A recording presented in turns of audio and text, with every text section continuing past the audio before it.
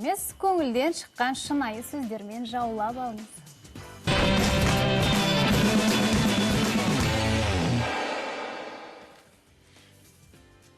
Құрметті көрермен, біз таңғы асты тастамаңыз деп айтудан жалықпаймыз. Дәрігерлердің айтуынша, таңғы асты тастамайтын жандар стресске мықты болады екен, берік болады екен.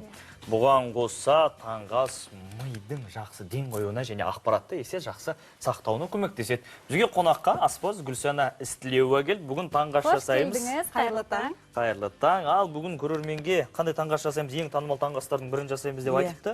Аты? Бұл америкалық таңғы ас деп аталады. Америкалық таңғы ас, құрметті көрермен, бүгін америкалық таңғы ас жейміз. Оған не керек, қандай өнімдер керек? Америкалық таңғы ас бұнда шұжық, тостер, нан деп айтып жатамыз. Сосын және асылған жұмыртқа, сосын жаңағы мына көкөніс салат жапырақтарынан әдемі бір салат болса, өте керемет болады. Тамаша.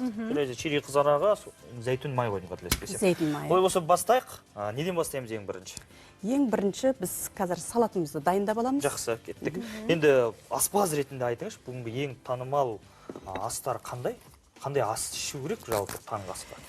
Енді танымал ас дегенде өзіңіз білесіздер, дәруменге бай, өте жеңіл таңғы астарды қолданып жатамыз көбіне. Жақсы. Жалпы ең тез дайындалатын таңғы ас деп айтуға келе ме мұны? Иә, ең өте тез дайындалатын таңғы ас.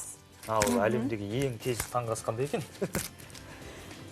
Ең таңғы ас ол тез дайындалатын ол жұмыртқа. Әрине, барлығымыз білетін, барлығымыз жасай алатын, не суға пісіреміз, не қуырамыз. Оны түрлі қолдырып нанның бетіне де жасай беруге болады. Иә, мысалы енді көбіне осы мейрамханалардан байқап жатамыз, иә, америкалық таңғы ас деп жатамыз. Осы өнімдермен бұл астың бағасы қанша болады қазір? Бұл өнімдермен бұл астың бағасы шамамен 220-230 теңге болады. 250 теңгеге, иә?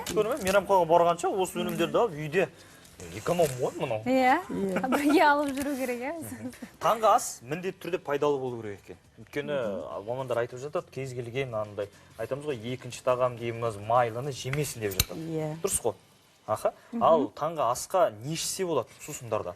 Сусындардан таңғы асқа фреш деп жатамыз ғой, жаңа тартылған шырындар, иә.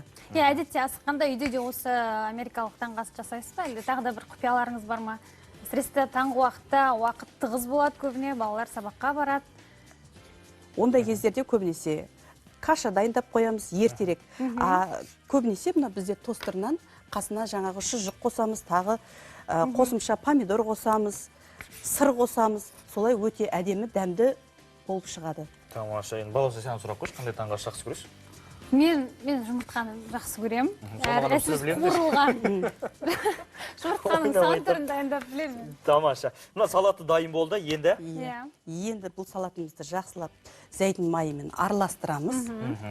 Жалпы зәйтүн майы таңғы асқа ол не болмайды, ауыр болмайды? Иә, ауыр болмайды, өте керемет. Мұны салат жапырағын зәйтүн майымен жақтық, қызанақ бар, қостық. Құрметті көрермен, бізбен бірге жасаңыздар. Бұл таңғы ас деген күннің жақсы өтуіне, денсаулықтың дұрыс болуына, жақсы көңіл күйде жүруге себепкер болады. Иә, жаңа да айтып қалдық, стресске төзімді болады екен деп, таңғы асты тастамайтын жандар. Расымен де үйден таңғы асты ішпей шықса, меніңше адамдардың көңіл күйі болмай, бәрін кіріп қостайды. Енді біздің салатымыз дайын болды. Енді осылай қасына шұжықты қоямыз. Және мінекей дайын болып тұрған тостер нанымызды қоямыз. Және бізде мінекей жұмыртқа. Осы америкалық таңғы асымыз бізде дайын болды. Құрметті көрермен, болды. 2-3 минуттан осындай пайдалы дәмді таңғы ас дайын болды. Жалпы таңғы астың түрлері өте көп. Бастысы тойымда пайдалы болу керек. Ал әлемдегі ең қымбат таңғы астар да бар. Олар қандай қымбат болатындай, неден жасалады, әріптесіміз айтып береді.